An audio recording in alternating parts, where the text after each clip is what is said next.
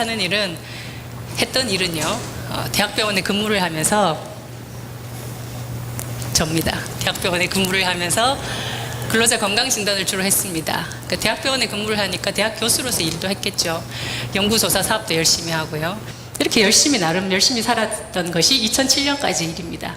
그런데 어느 날 여자니까, 애 엄마니까 일과 가정의 양립이라는 그 사이에서 어려움도 물론 있었습니다. 그러나 구체적으로는 더 중요하게는 일의 의미를 잘 모르겠다는 그런 순간이 왔습니다. 삶의 의미 전체가 어디로 갔는지 혼돈 속에 빠졌던 것이죠. 사직을 했습니다. 2007년 1월에 사직을 하고, 그리고 저는 2010년 4월에 사단법인 더 나은 세상을 위한 공감 이사로 변신을 했습니다. 도대체 어쩌다가 이런 일이 생겼을까? 어쩌다가라고 얘기하면 우리는 두 가지를 얘기합니다. 하나는 뜻밖의 우연히, 또 하나는 어떤 이유로. 사람들이 저에게 물을 때는 도대체 우야다가 니 뭐 잘못돼서 그래 됐냐라는 걱정을 담고 어쩌다가 그래 됐느냐 묻는 것이고, 제가 대답할 때는 뜻밖의 우연이라는 뜻이죠. 저는 참 운이 좋게도 의사가 되어 왔던 과정, 그리고 의사가 직업환경의학 전문의가 되고, 또 이후에 20대와 30대 최고의 교집합 속에서 잘 살아왔습니다. 이 모든 의대생 시절에는 도시 빈민, 가난한 동네에서 진료소 활동도 열심히 했고요. 또 직업환경 전문의가 돼서 저렇게 근로자 건강을 위해서 노력을 했죠. 또 이후에는 그 당시에는 외국인 근로자라고 얘기를 했어요. 근데 이제 그 말도 바뀌었습니다. 이주노동자라고 하죠. 이주노동자 무료 진료소 활동을, 무료라는 말도 뺐습니다. 그냥 진료소 활동 한 10여 년간 했습니다. 이 모든 활동에 중심에 있었던 것은 뭐냐면 삶의 의미인 것이죠. 그 삶의 의미가 저한테는 꿈이었습니다. 그런데 밥도 되고 일도 되고 꿈도 되던 직장이 이제 저에게는 밥도 잘 되고 일도 잘 되는데 꿈이 잘 없는 거예요. 그래서 이거는 더 이상 밥과 일만을 위해서 살기는 힘들겠다. 그래서 관두고 나왔던 것입니다. 사람들이 꿈 없이 어떻게 사냐고 묻습니다. 그죠? 되게 꿈꾸지 않으면 사는 게 아니라고 라는 말로 이제 시작하는 노래도 있는데, 여러분들한테도 꿈이 뭐냐? 잘 모르겠다 그러면 이런 다음부터 막 나옵니다. 아이들에게 꿈이 뭐냐? 잘 모르겠는데요. 그냥 뭐 이런 말 하면 되게 한심스럽게 보고 걱정스러워 합니다. 근데 제가 꿈이 없다고 생각하며 살아왔던 저 기관들 속에서 꿈 없이도 살 수가 있더라고요. 그런데 그게 꿈이 없는 게 아니고 단지 새로운 그 무엇이 생기는 과정 속에 있었던 것이죠. 단지 말과 의식의 세계로 떠오르지 않았을 뿐이지 이 속에서는 자라고 있었던 것입니다. 그래서 지금 당장은 꿈이 없는 것 같고 무엇인지 알 수 없는 것 같아도 나중에는 그 자기 안에서 올라오던 그것이 서로 관계성을 찾아가면서 말의 세계로, 의식의 세계로 내올 수 있더라는 겁니다. 그런 과정을 거쳤기 때문에 저는 아이들에게 강요하지 않습니다. 꿈이 없다고 해도 기다리자 생각을 하는 거죠. 2009년 2월에 어쩌다가 진짜 우연히 카우치서핑이라는 사이트를 알게 됐습니다. 그것에 대해서 알게 됐죠. 늘 보지도 않는 신문에 우연히 한번 봤는데 그 기사가 있더라고요. 그래서 보고는 전기가 통하고 당장 가입을 하고 그 길로 배낭여행자들을 저희 집에 재우고 먹이고, 심지어 제가 단소로 머리가 띵하도록 아리랑도 불러주고, 이렇게 했습니다. 첫 번째 왔던 카우치서퍼입니다. 1년을 배낭여행하는 사람들이었는데 부산을 왔어요. 왜냐? 이 남자가 2살 무렵에 부산에서 프랑스로 입양이 되었던 한국 청년이었죠. 그의 프랑스 이제 애인이었습니다. 그러니까 생모를 만나고 싶었던 것이죠. 그리고 자기 자신이 버려졌던 것인지 아니면 길을 잃어서 그냥 입양이 되었던 것인지 자신의 뿌리를 알고 싶어 했습니다. 불행히 못 만났습니다, 생모를. 이들이 다니던 카우치서퍼들의 여행도 어찌 보면 공정여행의 일부일지도 모릅니다. 이 카우치서핑을 통해서 저는 공정여행과 공정무역에 대해서 이제 깊은 관심을 가지게 됐죠. 공정여행 많이 들어보셨을 겁니다. 그죠?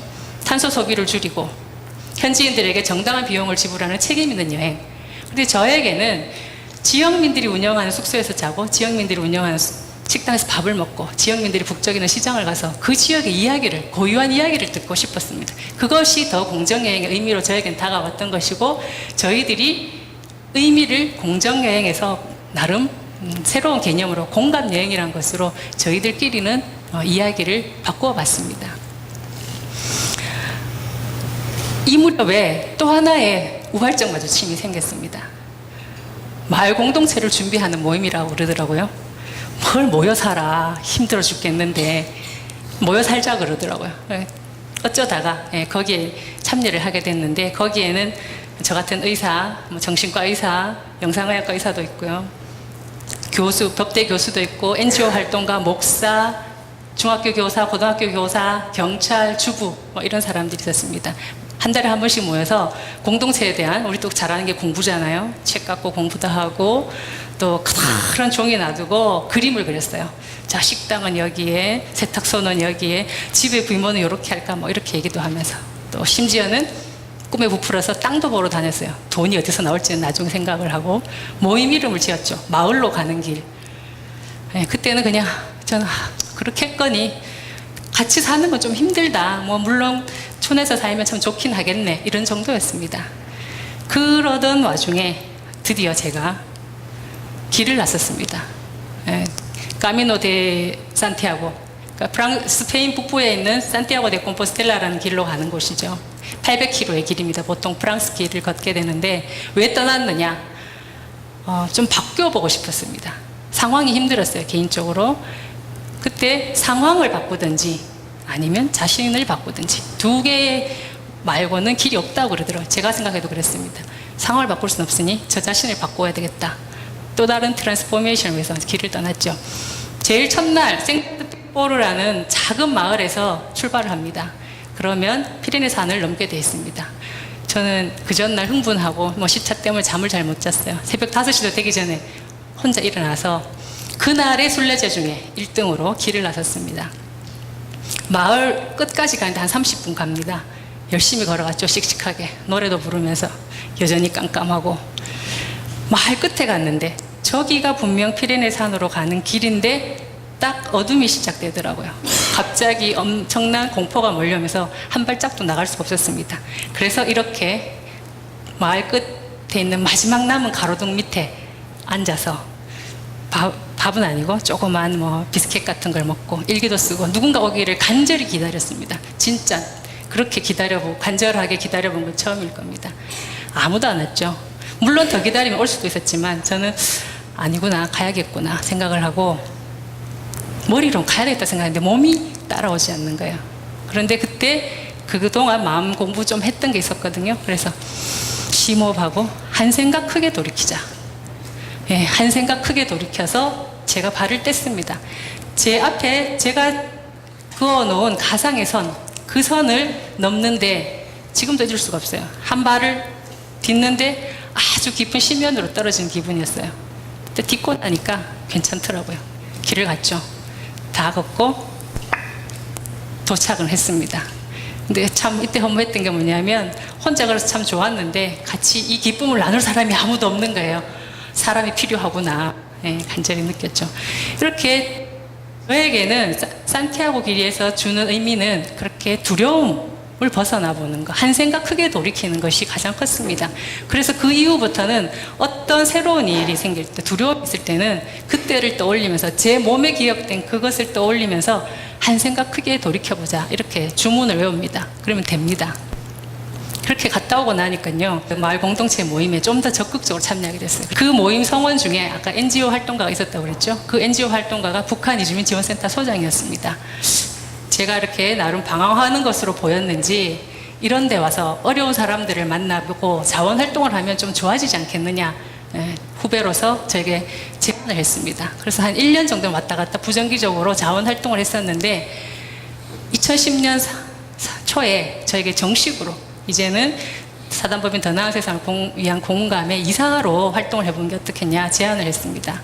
까미노도 다녀왔고 이제 훅 들어가 보는 게 몸에 좀 서서히 터이기도 해서 좋아, 결정해보지 뭐, 이러면서 갔던 곳이 제가 하나원이었습니다. 북한을 떠나온 사람들이 중국을 거쳐서 한국에 들어오면 국정원에서 한 달이나 두 달 정도 합동조사를 받고 하나원이라는 곳에서 모여서 3개월간 교육을 받습니다. 이 사회 적응에 대한 교육을 받죠.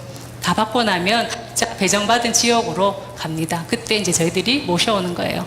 새벽에 길을 떠나서 거기 가서 사람들을 만났습니다. 제가 서류를 확인을 하고 있었어요. 우리 대구로 갈 사람이 8명이라니까. 그때 조그만 8살도 채 안 돼 보이는 꼬마 하나가 저에게 다가와서 물었습니다. 경주에서 왔냐고. 아니, 나 대구에서 왔는데. 왜 그러니까? 왜 너 혼자냐? 그러니까 2년 전에 아버지는 탈북해서 경주에 정착을 했고 자기는 친척을 따라 혼자 왔대요. 그래서 너 몇 살이니? 11살이라고 했습니다. 8살이 안 돼 보이는데 11살이었어요. 그때 제가 이게 그 1990년대 중반에 있었던 고난 행군 그 탓인 거구나 하는 걸 눈으로 확인했던 거죠. 그래서 나중에 보니까 이 시기 이전에 태어났던 사람들은 우리랑 체격이 차이가 별로 없는데 이 시기와 이 시기 이후에 유년기 있던 사람들은 2 내지 3년의 발육의 차이가 있다는 것도 알게 됐습니다. 그날이 저에게는 또 한 번 훅 들어가는 지점이었습니다. 해야 되겠다. 이거 그냥 열심히 해야 되겠다. 이거 내일이다. 북한 이주민을 도와주는 것이, 정착 지원하는 것이 가장 중요한 일이라고는 절대 생각하지 않습니다. 근데 단지 저에게는 그 우발적 마주침이 중요하게 다가왔던 거고 저는 그냥 한다는 것이죠. 여러분들이 하는 많은 일들이 사람들은 다 가장 중요하냐고 자꾸 묻기 때문에 힘든 것 같아요. 이렇게 다녀오고 나니까요, 카우치서핑을 통해서 저희 집에 오는 카우치서퍼들에게도 새로운 기회를 제가 이제 하게 됐습니다. 내가 이런 일을 하는데 어떻게 같이 이야기를 하고 원하면은 방문, 또 어떤 사람들은 거기서 며칠씩 자원봉사도 하고 그랬습니다. 이걸 보니까 여행자들과 우리 북한 이주민들이 일상적으로 만날 수 있겠구나 하는 생각이 들었죠. 이래서 마을 공동체 모임에서 받았던 영감을 떠올리면서 남들은 다 도시를 떠나서 촌에서 시골에서 다 모여 사는 걸 꿈꾸는데 저는 그게 아니라는 걸 알게 되었었거든요. 그래서 도시 공동체, 복합 문화 공간에 대한 욕심이 나의 꿈이구나 하는 걸 알게 됐습니다. 2년 정도의 그 공동체 준비 모임을 통해서 기초 냈는 사람도 생겼고, 또 나는 도시에서 사는 게 맞겠다라고 이제 선언하는 사람도 생기고요. 교사를 관두고 목수가 된 사람도 다양하게 생기더라고요. 각자의 욕구를 하면서 알게 된 거죠. 그전에는 머릿속으로만 생각을 하다가. 그래서 저희들은 이제 도시 복합 문화 공간을 직접 만들어내야겠다 생각하면서 발포를 팔아서 돌아다녔습니다. 자, 돈을 모아야 되죠. 사업을 하려면 가장 먼저 하는 방식이 어떤 겁니까? 일일 호프입니다. 그죠? 대부분 많이 하는데 저는 그런 게 싫었습니다. 몇 년간의 일일 호프를 보니까 이거는 진짜 별로 저에게 의미가 없었어요. 그래서 새로운 방식을 해보고 싶었습니다. 문화적 상상력이 세상을 변혁한다는 생각으로 문화적 상상력을 발휘해보려고 했습니다. 그래서 마침 저희들 인연이 있었던 문화기획가가 재능 기부를 해서 방송 작가도 데려오고 많은 재능 기부자들을 모아오기 시작했습니다. 연주자들을 모아오고요. 대구 국제 오페라 오케스트라와 거의 반영구적인, 노예제와 비슷하게 반영구적인 재능 기부 MOU도 맺었습니다. 이게 2013년 1월 25일과 26일 밤에 일어났던 일입니다. 거기 왔던 사람들이 굉장히 감동을 받았어요. 물론 이제 북한 이탈 주민이 여자분이 이야기를 하고 또 그 스텝이 얘기를 하고 여러 사람들이 솔직한 얘기를 하고 음악을 즐기고 영상을 즐기고 이러면서 감동을 받았던 것이죠. 거기서 놀라운 일이 벌어진 것이요. 물론 이제 생각했던 목표 금액도 모았지만은 여기에 참여했던 개인 재능 기부자들이 나중에 정기 후원자로 다 등록을 했더라고요. 시키지 않았거든요. 예. 다 등록을 하고 자기들끼리 네트워크도 구성했어요. 우리들을 서포트하기 위해서 서포터즈도 구성을 하고 이런 일들이 벌어지더라는 거죠. 만들어낸 것이 이렇게 2층, 3층에서 4층, 5층까지는 돼 있습니다. 제가 3년 했더라고요. 비영리 법인에 이사가 된 지. 2010년 4월 7일에 제가 하나원을 갔다 왔습니다. 오늘이 4월 6일이니까 딱 3년 됐죠. 예, 의미가 좀 깊은 것 같아요. 이 말을 저는 늘 새기고 삽니다. 비영리 법인의 이사로 일을 하면서. 왜냐, 우린 다 좋은 일을 한다고 생각을 하거든요. 그러면 특히 특히나 좋은 일을 하는 사람들은 자기 자신이 선의로 가득 차 있기 때문에 선의로 하는 것에 대해서 받는 사람은 응당 다 받아야 된다고 생각을 합니다. 그들이 원하든 원하지 않든, 심지어 그들이 뭘 원하는 요구까지도 우리가 판단을 하는 경우가 많죠. 근데 선의가 가지는 저 위험성은 어떤 식으로 드러나냐? 나중에 드러납니다. 사람들 사이에서 나오고 조직 전체에서도 드러나게 됩니다. 이 일을 하면서 제가 두 가지를 주로 관심을 가지게 됐습니다. 하나는 북한 이주민, 나, 공감이라고 볼 수 있겠죠. 그리고 후원자, 이 3자 간의 존엄함이 있는 연결성. 그리고 이것이 가능하게 하는 펀드레이징과 문화. 우리 모두는 이주자입니다. 그죠? 북에서 왔든, 어디서 왔든, 다 이사를 또 한 번씩 합니다. 이주자들의 과제는 무엇입니까? 잘 적응하라 그러죠. 예, 그 사회에 잘 적응하라. 그런데 제가 2년 전에 개념을 하나 알았어요. 적응과 정착. 적응은 그 사회의 동화를 전제로 한 게 적응이라고 그러더라고요. 근데 정착은 자신의 정체성을 지키면서 새로운 사회, 새로운 환경에 잘 조화를 이루어내는 게 정착이라고 그러더라고요. 그래서 개념도 바꾸죠. 사람들은 개념을 담는 그릇이 언어라고 생각을 하는데 사실은 언어가 우리의 의식을 규정합니다. 적응해라라고 얘기하는 거하고 정착하십시오 하는 건 많이 다릅니다. 정착이 정착이 그들의 과제인 거죠. 정착을 할 때 뭘 해줘야 됩니까? 도움이 필요하겠죠. 사회적 약자니까요. 그러면 이 도움을 줄 때 이제 잘 주기 위해서 이 개념이 중요한 거죠. 감사합니다.